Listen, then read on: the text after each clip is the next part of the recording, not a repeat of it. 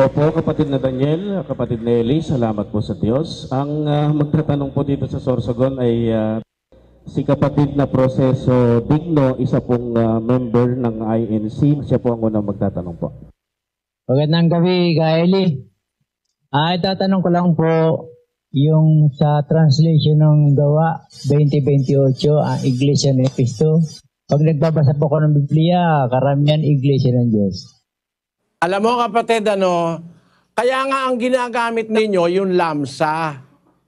Yung lamsa na hindi naman kasintibay ng mga Greek at Hebrew Bible. Alam naman natin ang maraming mga Biblia na mga original manuscripts were written in Greek and also written in Hebrew. Ang pinakamatatandang Biblia sa mundo ngayon were written mostly in Greek. Kagaya nung mga oldest manuscripts of the Bible, which is the Oxyrhynchus Papyrus, the Codex Sinaiticus, the Codex Vaticanus.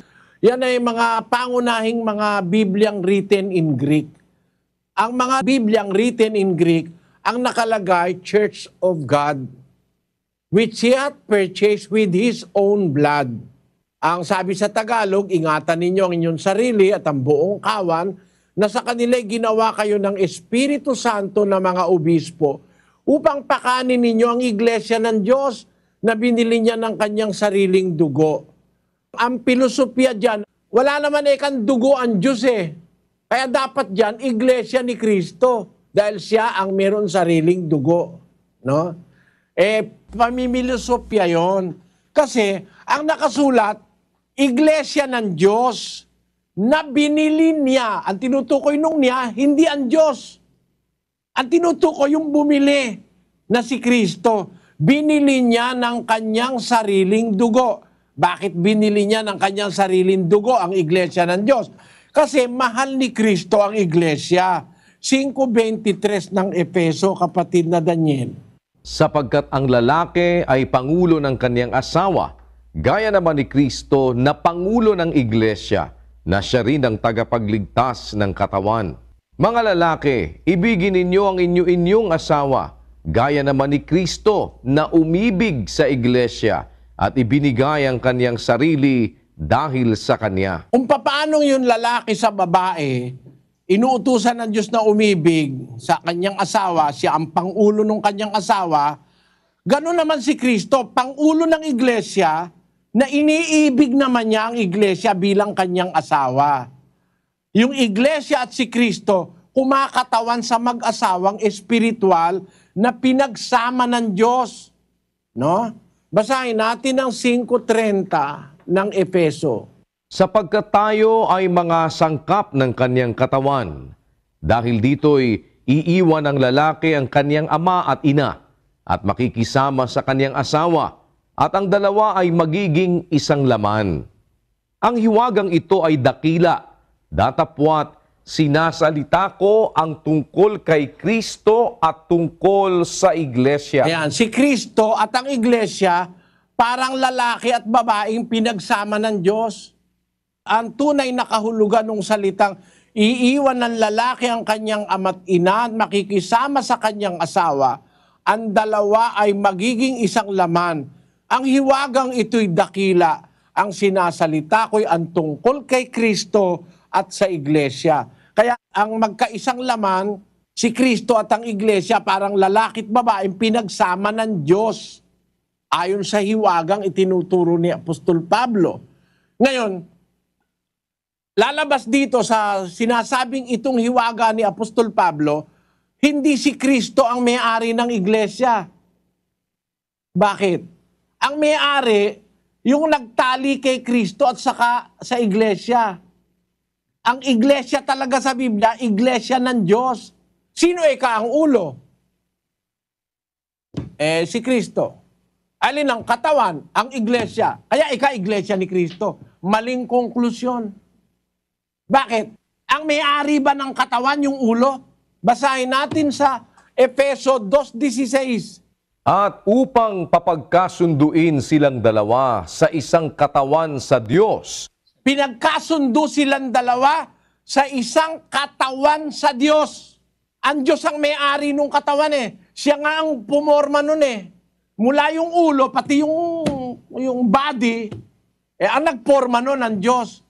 Unang Korinto 12:28. At ang Diyos ay naglagay ng ilan sa iglesia. Una-unay mga apostol, ikalaway mga propeta, ikatloy mga guro, saka mga himala, saka mga kaloob na pagpapagaling, mga pagtulong, mga pamamahala, at iba't ibang mga wika. Yun, maliwanag. Ang bumuo ng katawan, kaya ang tawag ni Pablo, katawan sa Diyos, kasi ang bumuo ng katawan, ang Diyos. Pwede mo masabihin, katawan sa tao. Nakasalat sa Biblia, katawan sa Diyos eh. Ang may-ari ng katawan ang Diyos. Siya nga ang bumuo ng structure eh. Nilagyan niya ng ulo yung katawan at yun ang tinatawag ngayon na iglesia. Ang iglesia ay ang katawang may ulo.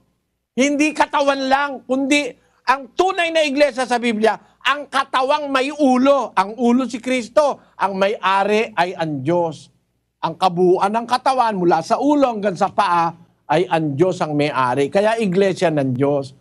Yun ang lohika ng Biblia, yun ang konteksto ng buong Biblia, kapatid, na ang may-ari ng lahat ng bagay ay ang Diyos. Basahin natin ang Hebreo 3:4. Sapagkat ang bawat bahay ay may nagtayo, datapwat ang nagtayo ng lahat ng mga bagay ay ang Diyos. Ang nagtayo ng lahat ng bagay, lalo na ang iglesia, ay ang Diyos. Nung sabihin ni Kristo, itatayo ko ang aking iglesia, kaninong salita yung itatayo ko aking iglesia? Basahin natin ang 12:49 ng Juan. Sapagkat ako'y hindi nagsasalita na mula sa aking sarili, kundi ang Ama na sa akin ay nagsugo, ay siyang nagbigay sa akin ng utos, kung ano ang dapat kong sabihin at kung ano ang dapat kong salitain. Ang ginagawa at sinasabi ni Kristo may kinalaman sa utos, ang Ama ang nagbigay nun. Salita ng Ama yon. Mula pa sa panahon ni Moises, yun na ang hula kay Kristo. Deuteronomio 18:18. Aking palilitawin sa kanila ang isang propeta sa gitna ng kanilang mga kapatid na gaya mo, at aking ilalagay ang aking mga salita sa bibig niya, at kanyang sasalitain sa kanila ang lahat ng aking iuutos sa kanya. Kita mo, lalagay ko, salita ko sa propeta na yon. Ang tinutukoy dyan si Kristo eh. Palilitawin ko isang propetang gaya mo, Moises, sa gitna ng iyong mga kapatid. Ilalagay ko aking salita sa bibig niya. Sino ang kinatuparan niyan? Gawa 3:22 at 20. Tunay na sinabi ni Moises, ang Panginoong Diyos ay magtitindig sa inyo ng isang propetang gaya ko mula sa gitna ng inyong mga kapatid. Siya ang inyong pakinggan sa lahat ng mga bagay na sa inyo'y sasalitain niya. At upang kaniyang suguin ang Kristo na itinalaga sa inyo, na si Jesus. Ang propetang yon na tinutukoy ni Moises ay si Kristo Jesus. Lalagyan ng Diyos ng kanyang mga salita sa bibig niya. Kaya kung mapapansin mo, kapatid na proseso, no? Nung sabihin ni Kristo, sa ibabaw ng batong ito, itatayo ko ang aking iglesia, yung salita na yon, salita ng Ama yon. First person, sinasabi ko sa iyo. Yung first person na nagsasalita, sinasabi ko sa iyo. Pedro, second person si Pedro, na ikaw ay Pedro, sa ibabaw ng batong ito, third person na yon, itatayo ko ang aking iglesia. Salita ng Ama yon. Bakit? Sa ibabaw ng batong ito. Kasi kung si Kristo nagsasalita nun, dapat sabi niya, isasabi ko sa iyo, ikaw ay Pedro, at sa ibabaw ng batong ako, itatayo ko aking iglesia. Sana ganun, ano? Hindi. Ang nagsasalita bilang first person, ang Ama.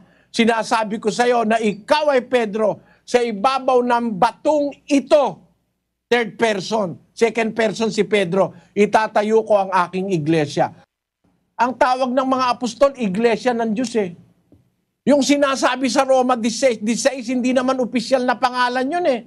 Hindi opisyal na pangalan yun. Plural nga yun eh. Wala naman sa English na Church of Christ eh. Nakalagay, Churches of Christ, mga iglesia ni Kristo. This says, basahin natin ng Roma, kapatid na Daniel. Mangagbatian kayo ng banal na halik. Binabati kayo ng lahat ng mga iglesia ni Kristo. Ayon, lahat ng mga iglesia ni Kristo. Hindi naman pangalan na opisyal yun dahil plural Lahat ng mga iglesia ni Kristo. Asan ba yung mga iglesia ni Kristo na bumabati sa Roma? Basahin natin sa Galacia 1:22. At hindi pa ako nakikilala sa mukha ng mga iglesia ng Judea na pawang kay Kristo. Ang mga iglesia sa Judea, yun ang pawang kay Kristo. Iglesia sa Judea. Alin ba yung iglesia na nasa Judea? Na pawang kay Kristo. At ano ang pangalan nun? Basahin natin ang 8:1 ng Gawa. At si Saulo ay sumang-ayon sa kanyang pagkamatay, at ng araw na yaoy nangyari ang isang malaking pag-uusig laban sa iglesia na nasa Jerusalem. At silang lahat ay nagsipangalat sa lahat ng mga dako ng Judea at Samaria, maliban na sa mga apostol. Kung pag-uusig na nangyari sa Jerusalem, nangalat ngayon yung mga alagad, napunta sa Judea, napunta sa Samaria. Ayon, maliban na lang sa mga apostol. Ano ba yung iglesyang nangalat? Napunta sa iba-ibang lugar. Ang iglesia ng Diyos, hindi iglesia ni Kristo. Bakit? Iglesia ng Diyos sa Corinto. Iglesia ng Diyos sa Thessalonica. Iglesia ng Diyos sa Judea. Pero yan, pawang kay Kristo. Ibig sabihin, nasa ilalim ng administrasyon ni Kristo. Kasi si Kristo ang ulo ng iglesia. Pero para sabihin mo, ang may-ari ng iglesia, si Kristo mismo, hindi. Ang may-ari ng iglesia, yung Diyos na nagporma ng iglesia. At siya rin ang nagtayo.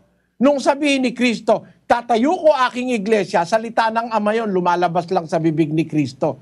Kaya nang isulat ng ebanghilistang si San Lucas, yung salita ni Pablo, ingatan ninyo ang inyong sarili at ang buong kawan, na sa kanila ginawa kayo ng Espiritu Santo ng mga obispo upang pakanin ninyo ang iglesia ng Diyos. Bakit iglesia ng Diyos? Ang Diyos talaga may-ari nun na binili ni Kristo ng kanyang sariling dugo. Yung salitang binili niya, hindi na tumutukoy sa Diyos yun. Ang tumutukoy na ron, yung kay Kristo, binili niya ng kanyang sariling dugo. Si Kristo naman talaga ang bumili ng dugo sa iglesia. Basahin natin ang Apokalipsis sa 5:9. At sila'y nangag-aawitan ng isang bagong awit na nagsasabi, ikaw ang karapat-dapat na kumuha ng aklat at magbukas ng mga tatak nito, sapagkat ikaw ay pinatay at binili mo sa Diyos ng iyong dugo ang mga tao sa bawat angkan at wika at bayan at bansa. Tamo binili mo sa Diyos. Kanino mo binili? Sa Diyos. Kaya sa Diyos talaga yun Kaya nga iglesia ng Diyos, binili ni Kristo ng kanyang sariling dugo Kaya nga ka naging iglesia ni Kristo kasi binili na ni Kristo. Ay mali ka ako, logic mo. Halimbawa, bumili ka ng talaba, nung bilin mo ba ang tawag na Pedro? Ang tawag doon, talaba ni Pedro. Di ba? Di naman nababago pangalan ng binili mo Nalalagay lang yung pangalan mo. Diba? Bumili ka ng aparador. Ano ang tawag na yun? Pedro na yung aparador? Hindi. Aparador ni Pedro. Kasi ikaw nga bumili O, di ba? Kaya sa Biblia, binili mo sa Diyos. Hindi iglesia ng Diyos. Binili niya ng kanyang sariling dugo. Napailalim ngayon sa pamamahala ni Kristo. Kaya ang iglesia ng Diyos, tinatawag sa Biblia, iglesia ng Diyos kay Kristo Jesus. No? Hindi iglesia ni Kristo. Basahin natin ang 2:14 ng unang Thessalonica.